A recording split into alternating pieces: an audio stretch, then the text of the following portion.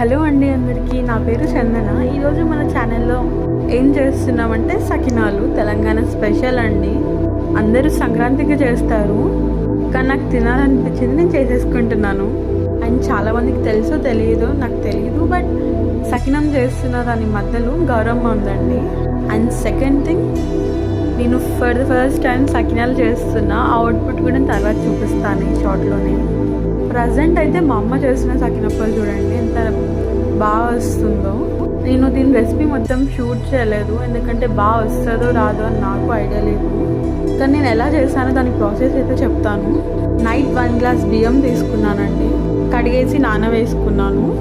దాని next day morning మనం నానబెట్టిన బియ్యం ఏదైతే ఉందో వాటిని ఒక క్లాత్లోకి తీసుకొని తుడుచుకోవాలి. ఆ బియ్యాన్ని లైట్గా తడంతా పోయే వరకు. పోయిన తర్వాత బియ్యం ఏదైతే మనం నానబెట్టుకున్నామో వాటిని మిక్సీ చేసుకోవాలి, మొత్తం పౌడర్లా చేసుకోవాలి. చేసుకున్న తర్వాత ఒక గిన్నెలోకి తీసుకొని బియ్యం పిండి, కొంచెం జీలకర్ర, నువ్వులు, అలాగే వామ, ఉప్పు వేసుకొని బాగా మిక్స్ చేసుకోవాలి. మిక్స్ చేసుకున్న తర్వాత ఒక మంచి క్లాత్ తీసుకొని దాని మీద సకినాలు వేసుకోవాలి. అది వేసుకున్న 2 మినిట్స్ తర్వాత నూనెలో గోలించుకుంటే సకినాలు అయిపోతాయి.